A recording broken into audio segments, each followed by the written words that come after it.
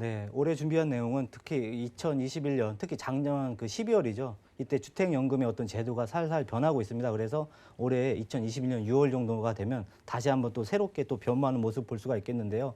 최근에 부동산 가격이 많이 올랐기 때문에 부동산 어떤 가격의 상승분을 어떤 연금으로 대체할 수 있는 한 가지 방법이 될 수 있다고 생각이 듭니다. 그래서 굉장히 중요한 어떤 내용이 될 수 있기 때문에 끝까지 집중해 보셨으면 좋겠고요.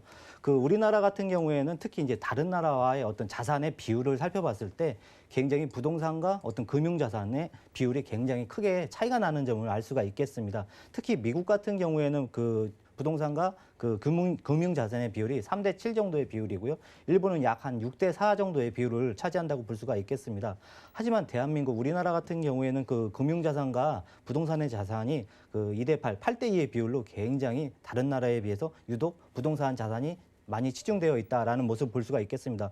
물론 이 통계 같은 경우에는 다른 그 통계를 살펴보시면 부동산이 6이고 금융자산이 4의 비율로 나온 경우도 있습니다. 하지만 그 20%에 대한 비율이 전세자금 대출로 이루어졌기 때문에 실질적으로는 그 20%가 아직까지도 부동산에 있다. 그래서 아직까지도 우리나라 같은 경우에는 부동산과 금융자산의 비율이 8대 2에 아주 높은 비율을 차지하고 있다라고 보시면 좋을 것 같습니다. 그래서 어떤 부동산의 그 어떤 큰 자산을 효과적으로 활용하기 위해서 그 우리나라 같은 경우에는 그 연금 제도를 활용할 수 있는 방법이 중요하다고 생각이 들겠는데요. 최근 그 우리나라에서 계속적으로 사회보장 제도가 확장되는 모습을 볼 수가 있겠습니다. 하지만 그 과거부터 계속적으로 어떤 그 사회보장 제도의 그 개인 연금과 그다음에 이제 기업 연금, 그다음에 국민연금 크게 이제 세 가지로 이루어진 걸로 삼층 연금이라고 하고 이런 제도를 바탕으로 개인들이 노후를 준비할 수 있게끔 지금 그 대비를 하고 있습니다. 하지만 그 국가에서 준비하고 있는 국민연금 같은 경우에는 최저 생계비를 그 대처하기 때문에 풍족하게 어떤 준비할 수 있는 수단이 될 수가 없겠고요.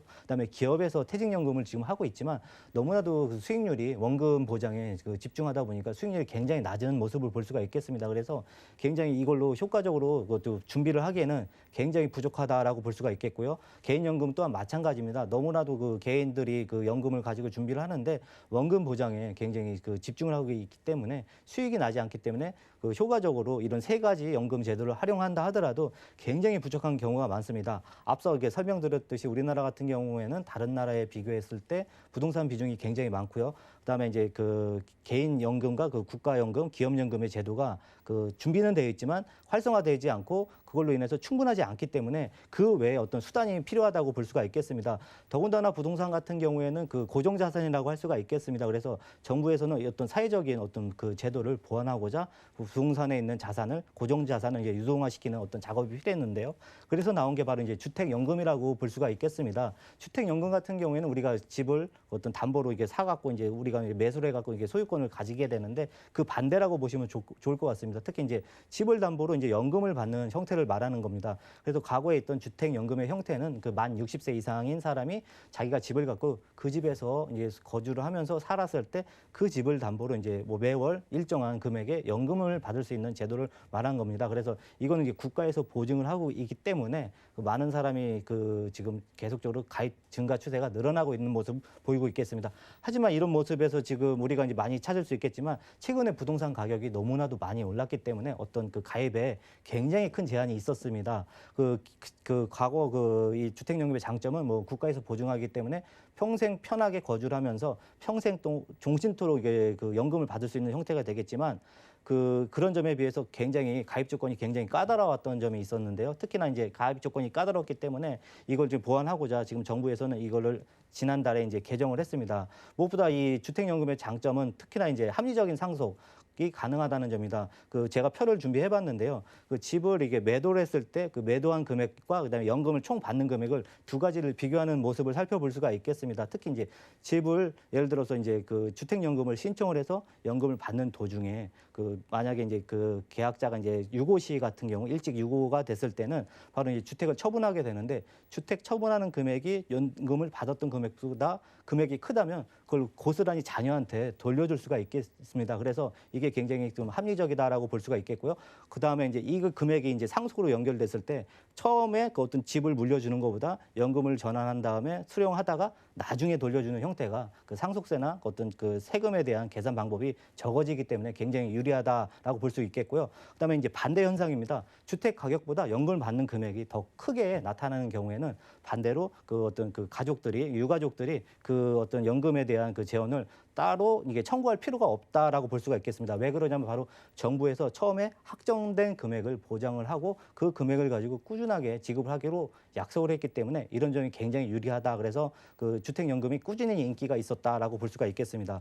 그래서 이제 최근에 어떤 부동산 상승과 맞물려서 그 개정된 내용을 살펴보시게 되면요. 특히나 과거에는 이제 60세라고 했는데 이제 이번에 변경된 내용이 바로 이제 60세에서 55세로 이제 완화가 됐다라고 보시면 좋을 것 같습니다. 그래서 이제 굉장히 폭이 넓어지는 모습 볼 수가 있겠고요. 무엇보다 과거 같은 경우에는 실제 거래되는 금액으로 특히 이제 9억까지 끊어졌기 때문에 굉장히 그 가입 대상이 굉장히 제한적이었습니다. 하지만 이번에 바뀐 그 안을 보면 이제 공시가격으로 했기 때문에 실질적으로 이제 9억에서 12억 정도까지 그 실거래가가 이루어지는 주택도 이제 주택연금에 해당된다라고 보시면 좋을 것 같습니다.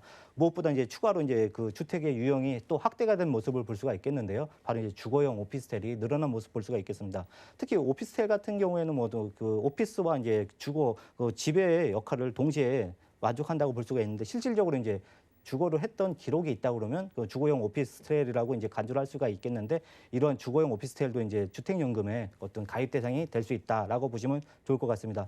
다음은 이제 기존에는 이제 저당권의 어떤 설정 방식을 볼 수가 있겠는데요. 특히 담보를 설정할 때 어떤 근저당을 과거에는 설정을 했지만 앞으로 이제 2021년 6월 같은 경우에는 신탁 방식으로 이제 근저당을 담보를 설정하기 때문에 더욱더 그 계약자한테 유리한 형태, 특히나 이제 압류 방지 통장의 어떤 개념으로 그 기타 그 압류나 그 채권으로부터 자유로운 어떤 연금의 수급이 안정적으로 이루어지게끔 국가에서 이제 보장을 하도록 그 제도가 개선 중에 있다고 좀 생각이 들겠습니다.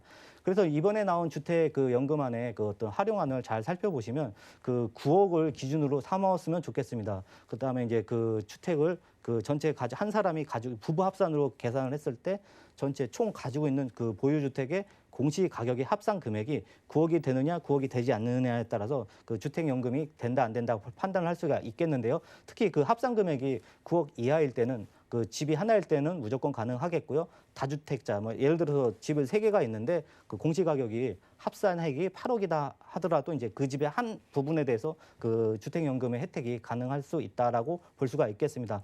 하지만 이제 9억 이상일 때는 그 9억 이상인 그 주택도 물론 이제 주택연금을 그 혜택을 받을 수가 있는데 그 최고로 정부에서 인정하는 금액이 딱 9억까지입니다. 그래서 예를 들어서 이제 15억짜리 그 공시가격이 15억짜리 집을 주택연금으로 그 전환한다 가정을 한다고 하면 9억까지만 인정이 되고 6억은 인정이 되지 않는다는 점 아셨으면 좋겠고요. 그다음에 이제 집이 2개 있을 때는 이제 그 기존 주택을 하나는 이제 연금을 신청하고 그 나머지 집을 3년 이내에 처분하는 조건일 때는 바로 이제 또 이런 혜택을 가질 수 있다고 말씀드릴 수가 있겠습니다. 그 최근에 그 부동산의 어떤 그 가격이 굉장히 상승 추세에 있습니다. 그래서 이제 어떤 매도에 대한 부분을 굉장히 고민을 하고 있는 분들이 굉장히 많은데요. 특히나 이런 주택연금 제도가 이제 이번에 나왔기 때문에 점차적으로 이제 계약자한테 그다음에 이제 시청자한테 이제 각 개인들한테 굉장히 조금 더 유리한 그 어떤 조건으로 변모하고 있습니다. 그래서 이런 부분을 굉장히 잘 알고 계시면 굉장히 그 주택 가게 운영하는 데 있어서 굉장히 큰 도움이 될 뿐만 아니라 더군다나 그 부동산 같은 경우에는 그 제가 이제 드리고 싶은 말씀은 임대 형태보다는 이제 보유하고 어떤 소유하는 형태가 앞으로도 부동산 자산 가치가 꾸준히 올라간다고 그 가정을 한다 그러면 굉장히 유리할 수 있다. 그래서 앞으로도 이제 임대보다는 이게 1가구 1주택이 지금 우리나라에서 굉장히 강하게 그 정책을 추진하고 있기 때문에 그 똘똘한 주택 한 채를 가져갖고 주택연금까지 활용하는 방법을 이번 기회에 한번 그 계획을 갖고 추진해 가시면 굉장히 유리할 수 있다라고 정리하면서 마무리하겠습니다.